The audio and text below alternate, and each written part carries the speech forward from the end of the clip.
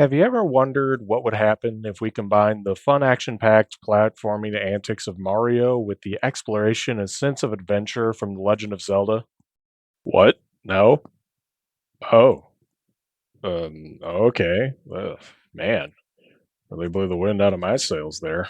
Anyways, today we're going to be playing Metroid, which combines elements of Super Mario and The Legend of Zelda to make a non-linear platforming adventure. See, I was trying to set something up there. I don't know why you insist on being so difficult. Anyways, Metroid is one of the most beloved series in Nintendo's catalog, despite what the sales numbers would tell you. So, Metroid stars this dude who's named Metroid, which is something somebody who knows absolutely nothing about video games would say, and is the most obvious joke that will be made in the comments unironically. The main character of Metroid is named Samus Aran, and during the development of Metroid, one of the developers said, "Hey, what if Zelda was a girl?" And this question blew the minds of everyone on the staffing department while simultaneously causing Shigeru Miyamoto to roll in his grave. And they decided to make their protagonist a woman, which was a huge twist back in the 80s, but is such common knowledge nowadays that I knew I wouldn't get away with referring to Samus with masculine pronouns for the rest of the video to try to replicate this shocking twist. So, this is one of the first games that we've tackled that has quite a bit of lore to it that was established much later on. Unfortunately, I am not going to be able to use the manual, as a bit of the information in here has either been retconned or was totally wrong to begin with. Although I have to admit, I am sad that I won't be able to bring up how the Bamp Samus, who is totally a male as according to the manual, but to be fair, this was to mask the surprise at the end, is a cyborg who has superpowers. Also, Samus succeeds in penetrating Zebes, which is the planet that the game takes place on, but we'll get to that. How did they get penetrating? At first, I thought it was a simple slip of the finger while typing penetrating, but then I looked at my keyboard. T and Z are pretty far apart there. Is penetrating a word? It is not. We should totally make up a definition for it sometime. It's gonna penetrate the culture. Anyways, let's get started with the story of the Metroid series. And for those of you that are worried that I'm going to spoil the story for future titles, rest assured I will only reveal information that would be relevant for the first Metroid game. I'll keep some of the bigger twists in the lore hidden until they become relevant for the game that they're in. Give you something to look forward to as I cover this series over the course of the next decade or so. Anyways, let's set the stage here. Metroid takes place in a sci fi universe that's a cross between Star Wars and Alien, where you have a giant, thriving, spacefaring civilization, but most of the series centers on a lone warrior taking on an existential biological threat to that civilization. The name of the spacefaring civilization is the Galactic Federation, which basically keeps the peace across the galaxy amongst the various alien races. However, there is one group of aliens that do not get along with the Galactic Federation, and they are called space pirates, which is quite possibly one of the laziest and dumbest names they could have come up with. They have to have better names in Japan, right? Nope. Anyways, one of the planets in the Galactic Federation is the mining colony K2L, where a young Samus Aran is living happily with her parents. Unfortunately, when Samus was just 3 years old, K2L was attacked by a band of space pirates led by the space dragon, Ridley. Samus, being a toddler, approaches this dangerous creature and is completely unaware of how close she is to being wiped off the census and attempts to make friends with Ridley. Honestly, like how all toddlers would. Unfortunately, Ridley does not take too kindly to being made a fool by such a small pest and attempts to exterminate Samus. In the process, Samus's mom sacrifices herself to save her daughter's life as Ridley and the gang of space pirates proceed to burn the entire colony to the ground. In the aftermath of the raid, the only survivor is the young Samus, being left an orphan as both of her parents have been killed. Luckily for Samus, a group of benevolent bird like aliens, which are known as the Chozo, quickly discover the ruined mining colony and find the lonely child. The Chozo are basically the Ron Swansons of the galaxy. They are stoic and prefer to keep to themselves.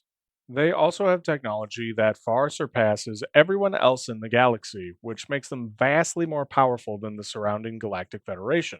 Thankfully, they're an entirely peaceful race and wouldn't attempt to take over the galaxy. If they did, that would probably cause some dread. The Chozo bring Samus to their home planet, which is Zebes, which is a highly toxic world where most life can only survive in the numerous underground tunnels of the planet. A sentient organic computer created by the Chozo, which is named Mother Brain, predicts that since Samus is such a weakling, she is likely to succumb to the harsh conditions on Zebes. I mean, I wouldn't have worded it that harshly, but I'm also not a sentient organic computer. Or am I? I knew I shouldn't have dropped out of philosophy. Anyways, the Chozo, not wanting their new cute pet to die, decide to mix some of their DNA into Samus's DNA so that she can hopefully survive on Zebes. This is by far not the last time that Samus's DNA will be mixed with another creature. They also equip her with the Power Suit, which is a biomechanical armor that is highly versatile and can accept new weapons and modifications almost instantaneously. The Chozo then taught Samus how to utilize the Power Suit and wound up making her one of the most dangerous beings in the galaxy. When Samus was older, she rejoined the Galactic Federation and quickly became a well known and renowned bounty hunter. She also had a stint in the Galactic Federation military, but we do not need to cover that for some time. Anyways, while Samus was off making a name for herself, things started to go south on planet Zebes. You remember Mother Brain, that computer that basically declared Samus a lost cause? Well, it turns out that Mother Brain is evil, or she turns evil to be more precise, I guess. Mother Brain decides to team up with the space pirates, who basically just follow her orders because they will follow the orders of any powerful leader because they're all betas, and attack the Chozo, turning Zebes into a space pirate fortress world. During this time, the Galactic Federation discovers a new life form that was discovered on the planet SR 388. It's a very bizarre life form that looks kind of like a floating jellyfish that seems to have the ability to suck the energy from other creatures. And this mysterious life form is given the name Metroid. Unfortunately, while transporting the Metroid to a biological lab, the ship that was carrying the Metroid was attacked by space pirates, and the organism was stolen by the space pirates, and they brought it back to their hideout on Zebes. They plan to duplicate it by shooting it with beta rays, which causes the creature to split into two. How in the world do you discover something like that? They also plan on releasing the Metroid on the Galactic Federation, which could cause untold amounts of damage. The Galactic Federation quickly got a hold of the best known bounty hunter in the galaxy, Samus Aran, and asked if she would be able to retrieve, or at the very least destroy, these dangerous creatures and destroy the space pirate leaders, which would cripple the space pirate forces. Samus, who has a grudge the size of two dead parents, all of her bird friends, and every home she's ever known being destroyed by the space pirates, agrees to take on this mission and heads straight for the planet Zebes. So Samus is able to quickly penetrate into the space pirate base and officially begins her mission. As Samus, you'll find yourself in Brenstar, which is a section of planet Zebes that is basically just a series of underground caverns and kinda acts as the tutorial for the game. Although, to be fair, as with a lot of older games, there is no tutorial for Metroid. It would be more accurate to call Brenstar the place you are least likely to die in. So, Metroid starts out like a fairly typical 2D platformer. You can move side to side, jump, and shoot a deadly laser from your arm mounted cannon. Very typical of the era. Easier to draw a hand cannon than a gun, I suppose. As you begin exploring Brenstar, you are likely to run into the various fauna of Zebes, all of which are extremely hostile. Well, kind of. All of the creatures found in Metroid will hurt you if you touch them, but most of them are just trying to live an honest life. I mean, just look at my buddy Zoomer over here. Yes, that is what they are called. Trust me, the rest have far more creative names. Anyways, the Zoomers will just zoom around. It's not their fault that when they touch me, I take a bit of damage. Most of the time, while doing a run through the original Metroid, I tend to avoid the creatures as I feel bad for ending their lives for no reason. You know what they say, hashtag save the animals. But let's just say that one of these guys trips you up one too many times and you want to put it in its place. How do you get rid of them? Well, I don't know about you, but I would use the laser cannon attached to my hand. So, in case it wasn't incredibly obvious, you can shoot everything that moves until it stops moving, much like in real life. But unlike in real life, where you'd get the cops called on you for quote unquote manslaughter, when you do this in game, the creature in question is likely to drop a resupply on your life energy, on top of some other things that we'll get to later. I mean, we also only start off with 30 energy out of a possible 99. Well, you know what they say. Hashtag kill the animals. Anyways, as we continue on, we'll eventually run into the greatest obstacle that a late 80s video game could throw at us, a giant wall, which we are too tall to walk under. And it looks like Samus lacks the ability to crawl, which can only mean that this game is busted and is impossible to beat. I mean, as everybody knows, you can only move right in these platform games. It would be ridiculous if we could go the other direct. Oh my goodness, we can go backwards. Ma, get the camera. I'm moving to the left in a video game and it's working. And what can we find by going this way? A weird sphere thing, which is the first upgrade of the game. It grants us the ability to break every bone in our body to transform into the Maru Mari, or as it eventually becomes known as, the Morph Ball. You can tell me all the science you want about this, there's no way that's comfortable. But now we can get into small gaps, including the gap at the impassable wall, meaning that we can continue to explore this dank cave. How did they know that's what I wanted to do? Is it my birthday? Anyways, we come to a section of the cave where it very obviously wants us to climb all the way to the top. I mean, look at that vertical scrolling. It's just begging me to find out what's at the top. But about halfway through, we find a fork in our road, as the game presents us with a door that goes who knows where. I mean, I know I should stay on the path that I started on, but the ADHD is strong in this one. Let's go check out what's in this door. Oh boy, it's another vertical shaft. The variety in this game is top tier. Well, might as well descend into the depths here and find out what's waiting for us down below. Eventually, you'll come across another one of the many upgrades that you'll find in this game, which is a missile pack, which will unlock the ability for Samus to launch missiles. Missiles are very powerful weapons that can also open red doors if you shoot them 5 times. What American wet dream is this where you open doors with ammunition, and where do I put my order in to replace all the doors in my house with this technology? Asking for a friend. Anyways, there are a lot of these missile packs scattered throughout the game, and each time you collect one, it increases your total missile count by 5 missiles. I am not going to cover how to find all of them for the sake of both of our sanities. Let's just assume I get them all, okay? Also, enemies will now occasionally drop missile ammo when destroyed. Anyways, as we crawl back up the shaft, let's head down the hallway that was parallel to the entrance. I swear eventually we will figure out what's at the top of that first vertical area, I promise, but this is a game about exploration. It's good for the soul to go down the paths less traveled, or something like that. High school English class was like 300 years ago for me, or something along those lines. Anyways, as we make our way through this hallway, we have to deal with waivers as they keep trying to knock us into the lava. I should not have to perform this much acrobatics on an empty stomach.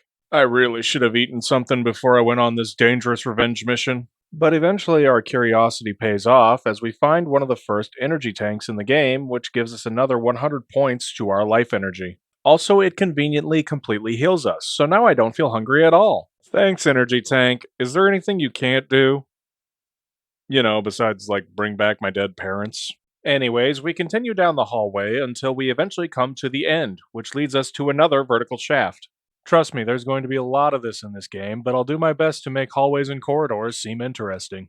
This one eventually leads us to our first missile lock door, which we can open up by blasting away. Inside of which we will find a Chozo statue, which is all that remains of the original inhabitants of this planet. A grim reminder of the atrocities committed by the space pirates. Thankfully, the Chozo have left behind technology for us so that we can complete our mission, and this statue holds the bombs, which are used in Morph Ball mode to damage enemies. It also allows us to blow up tiles in certain areas, which will open the map up for even further exploration. But for right now, I think that we should go and find out what's at the top of that original vertical area. So let's head on back, start the climb up, stopping a bit for one more detour where we find another missile door and another upgrade. This is the long beam, and it allows our shots to go further than the 2 inches that they could go before. But as we finally climb all the way to the top, we'll find another missile locked door that, as we open up, brings us to a peculiar chamber.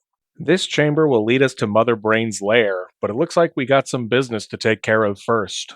We have to go and defeat the 2 space pirate leaders before we can take on Mother Brain, and they're both represented by these 2 statues. And these leaders are Kraid, whom we haven't met yet, and the other leader, who is somebody that we're all too familiar with, Ridley, the space dragon that killed our parents. This mission just got a lot more personal.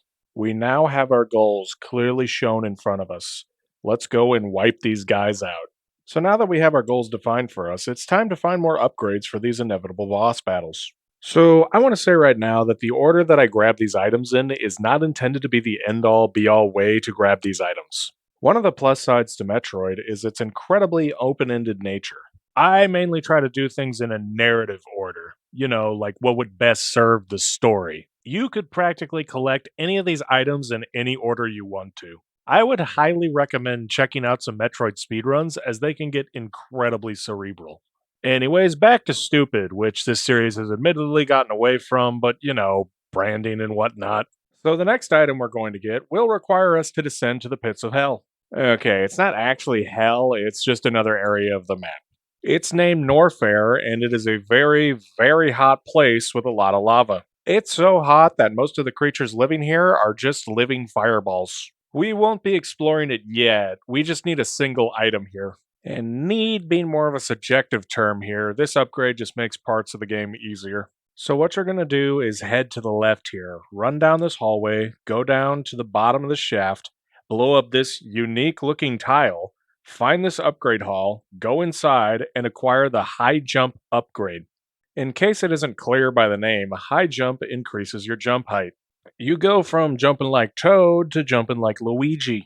Believe it or not, having a higher jump makes platforming much easier, meaning that we can go and get some more upgrades in Brinstar without having to completely break the game. The first upgrade that we'll get is in the hallway we found the first energy tank in. In this little weird hallway break area, you can blow up this spot and drop below to find another missile door. Just make sure that you do this in the second hallway break area, because if you do it in the first, you get trapped in a pit that you have to slowly and painfully jump your way out of.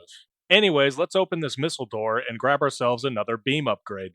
This is the Ice Beam, which when you hit enemies with it, it will stop them dead frozen in their tracks. You can then disrespect these popsicles by walking on them, creating more platforms for yourself. With the combination of the Ice Beam and the high jump, you are able to pull off some impressive tricks. Like getting this energy tank that's hidden on the ceiling next to the big wall at the beginning of the game. Just freeze one of these screes and jump up and get it. Anyways, we have one last upgrade to grab in Brinstar before we'll be ready to take on the bosses. Up on top of Brinstar, there is another hallway. You know what? I'm trying my best, but without just straight up showing you a map of the layout of everything, I half expect you to get lost if you attempt to follow along with me circumnavigating this maze. In hindsight, that's not a bad idea. I'll show you on the map where we're at. We need to go here. Wow, this was so much easier. Makes me feel bad that I already made half this video and don't want to go back and re-record stuff. Anyways, here at the top of Brinstar, we can find another upgrade, which is the Varia suit. The Varia suit will reduce damage you take by half, and more importantly, it turns you pink. Might as well grab the energy tank at the end of the hallway here too. And with that, we have everything we need to go fight the first boss. So let's head down to his hideout, which you can find an elevator for right here. This elevator leads us to an area creatively named Hideout 1, which for the most part is uninteresting. There are quite a few missile packs scattered around, and it has an energy tank near the entrance to this place. This one can be a bit tricky to get if you don't know how to handle your balls. And in case you're wondering, yes, I have never been prouder of a single line than the one I just said. Anyways, the main focus of this area is the boss, and the name of this boss is Kraid. Kraid is pretty well known in the video game universe for just how much of a massive unit he is. I can't wait to see how he looks in the original NES. Ooh, that's kind of small. My memory must be failing me. I don't remember him being brown. Oh well, taste the missile, Kraid. That seemed a bit too easy. Oh well, I mean the bosses in Zelda were kinda easy too, except for, well, Anyways, every time you get rid of one of the bosses, you can shoot their statue in the chamber in order to activate it. Let's go back and shoot the Kraid statue. Huh, weird, the statue isn't activating. It's almost like I haven't defeated Kraid, but nah, that can't be the case. I mean, thinking back, it was kind of weird that he was brown. Well, nothing wrong with taking another look. We're going to have to go deeper. After we get our shovels out and dig as deep as we can in this hideout, we will eventually find another Kraid. This Kraid is real. Why is there a fake Kraid in this game? Beats me, but don't think about that, because we gotta fight the real Kraid now.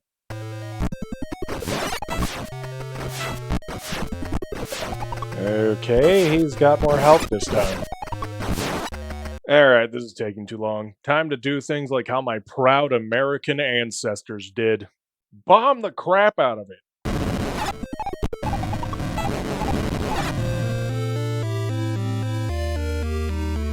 Yeah, Mercury. Anyways, defeating Kraid somehow gives us a permanent 75 missile upgrade. How gluttonous are you that you ate 75 missiles? There's no toilet in the universe that would be able to handle that payload. Anyways, before we leave this chamber, be sure to grab this hidden energy tank, which you can get by jumping into the lava. Don't worry, it won't hurt much. Once you get it exposed, all you gotta do is jump back out and just easily fall and get... Oh, whoops, missed. Let me try that again. Oh, dang it. This was so much easier when I was a kid. Screw it. First try. Nailed it. Anyways, we got the first boss down. Now we gotta go take down the other boss. And I think that Samus has been waiting for this encounter for her entire life. So up next on our to-do list is to get revenge for our dead parents by killing a giant space dragon, otherwise known as a normal Tuesday for Samus. Anyways, we're gonna have to head back to Norfair in order to get to Ridley's lair. But while we're here, we might as well pick up a few things to make our inevitable clash lean more in our favor. So we've already grabbed the high jump boots, but further down the hallway you can find what can be considered one of the best upgrades in the game, Death Battle. Oh, sorry, it's the screw attack. The Wikipedia article redirected me for some reason. I miss the old internet days. Anyways, the screw attack is one of the most powerful attacks available to you. It causes Samus to flash while jumping, which I'm hoping my capture card picks up, but as of writing this, I have no idea if it will. If you touch an enemy while doing your flashy jump, it will cause them to explode. Why does it do this? It looks cool. Anyways, as we head further on down into Norfair, we will eventually find another beam upgrade. The Wave Beam, although this one is technically more of a replacement than an outright upgrade. The Wave Beam is twice as strong as the regular beam, but it removes the ability to freeze creatures in their tracks. Also, it does a wibbly wobbly, timey wimey movement, which can be great for breaking multiple objects at once. Oh, I should mention that there is one energy tank in Norfair. It's at the end of a hallway that is covered in lava. So that means that the only way to get to it is to tread through literal molten lava. Well, you know what they say, no pain, no gain. Oh, goodness. Oh, this pain is not worth the gain. Oh. Ah, man, that was intense. But good news, bad news. Good news, we got the energy tank. Unfortunately, we are going to have to walk through it again. Well, no point in wasting time. Let's get back to... Oh, whoops, my finger slipped. You know, in hindsight, I probably should have thought of that. Anyways, that's all the items we need from Norfair. Let's move on to Ridley's hideout, which is creatively called Hideout 2. Well, technically it's called Mini Boss Hideout II, but that feels like splitting hairs. So we're pretty far in this game, and you might have noticed that there's something that's lacking in this Space Pirate Fortress. Where are the Space Pirates? Well, they don't exist. Let me explain. The Space Pirates have always been a part of the lore, as we can see from the manual.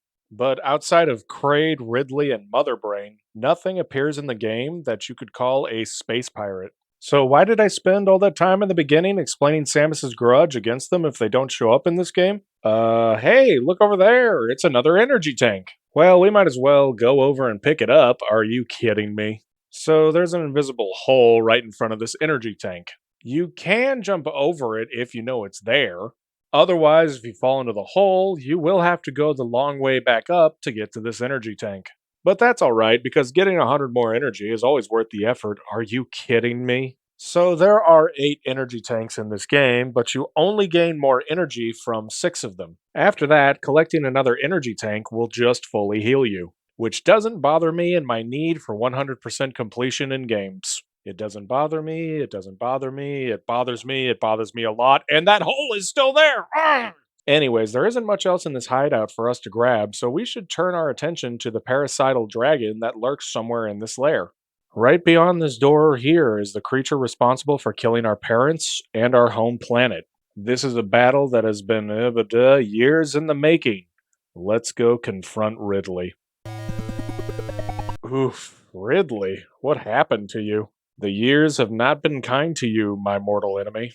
Anyways, where was I? Oh, right. My name is Samus Aran. You killed my father? Prepare to die.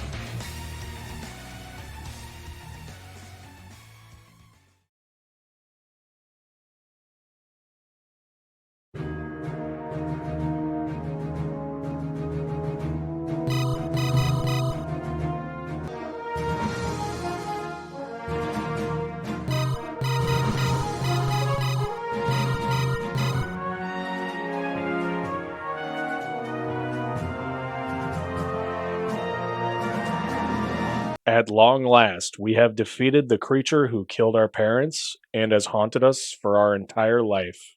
Ugh, looks like Ridley also had 75 missiles stuffed inside him. What is with the bosses of Metroid chowing down on a missile sandwich? Anyways, thankfully we can move forward with the knowledge that we will never have to see Ridley's ugly mug ever again. Right?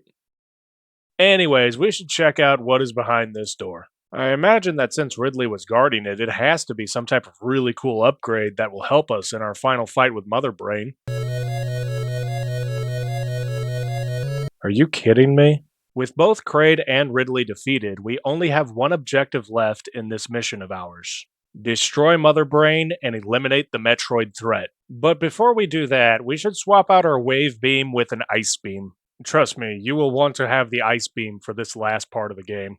Things are about to heat up, and we'll want a way to keep them cool. Bad puns aside, you will definitely want the ice beam. I don't think I can stress this enough. Get the ice beam, my sweet summer child. Anyways, all we need to do is head back to that room with the statues of the bosses. We should be able to shoot them now, which will cause them to do whatever the heck that is, and will cause a bridge to spawn so that we can roll across. I want to know whose evil idea it was to have the bridge start spawning on the opposite side of us. Truly ruins my momentum. Anyways, welcome to Turian, the central base of the Space Pirate Fortress. As you begin to fall down this shaft, you will eventually come face to face with the eponymous Metroids. Well, way to show up in the final hour. Did you get paid for the full day? Of course you did. Well, might as well take all the glory, am I right? Oh, geez, it's draining my energy. Apparently, it doesn't like my passive aggressiveness. That's okay, because we got ways of getting them off of us. The easiest way to get them off of us is to bomb them off. Just like with the Clingy X, they'll get the message loud and clear if you drop a Tomahawk missile on their home. Works every time. Anyways, now that we have the Metroid off of us, you might be wondering, how do we destroy these jelly bags? Simple, really. Just like with real Jello, all you gotta do is freeze it and then shatter it. However, this shattering will require the use of missiles as compared to gravity.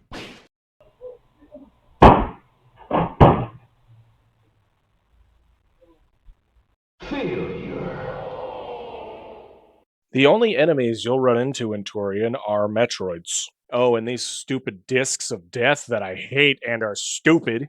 I mean, what do you expect from something with the name of Rinka? So, yeah, you might as well kill all the Metroids even though you don't have to. Yep, you heard that right. You can completely skip killing any Metroid in the first Metroid game, which is absolutely hilarious when you remember it's one of the main goals of the game.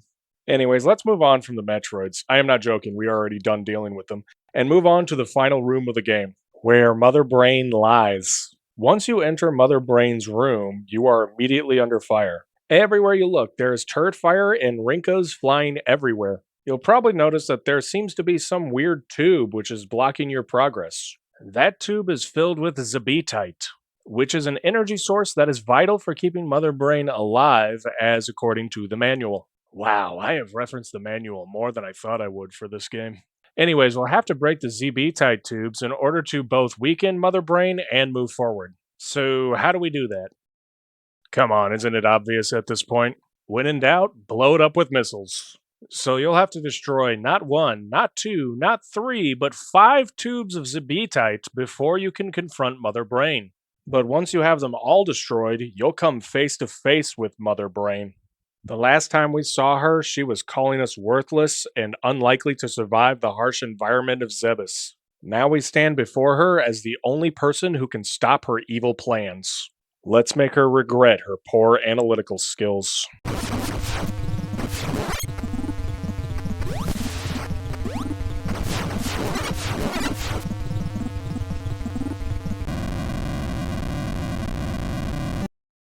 We have defeated Mother Brain, so that means we have finally completed our first mission.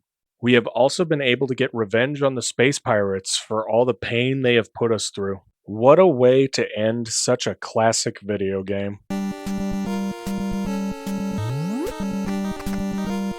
Huh? What's this? Time bomb set. Get out fast. Oh, holy crap. This whole place is going to explode and we gotta get out of here before it does. We only have 999 units of time to climb up an elevator shaft or risk sharing the fate of those who dared stand in our way. But after all that we've been through, we've become expert climbers. Oh shoot, slipped and fell. Man, really adds to the tension of the scene. Also, did they have to make these platforms as small as my self-esteem? I feel like we could have spared a few more pixels here. Anyways, after climbing up as quickly as we can, we finally escape from the space pirate fortress, which brings us to the end of the game. We're congratulated for fulfilling our mission, which will revive peace in space. But it might be invaded by the other Metroid? What other Metroid? Do they mean the ones on SR 388? Or are they talking about some other creature that has the moniker Metroid? Because if they are, boy, were they planning this series out earlier than I gave them credit for. Anyways, eventually Samus will begin blinking, and if you've beaten the game in under 3 hours, Samus will remove her power suit, revealing that she's been a woman all along. Showing that a woman could be the face of a successful video game series, breaking all stereotypes of the day. And if you complete the game in under an hour, Samus will strip down to a bikini because sex sells, baby! Anyways, that's the end of the game. However, you can keep playing by pressing start on the end screen, where you can play through the game once again, but this time it is much, much easier, as you keep all the upgrades you got from your first playthrough, minus the missiles and the energy tanks. And if you're able to beat the game in under 3 hours, you get to play this new game plus as Samus without her power suit. It's mainly just cosmetic, but it's still pretty neat. Why does Samus have green hair? The world may never know. And thus concludes Samus's first of many missions involving the Metroid threat. If you're expecting more to this ending, you clearly don't know much about Metroid.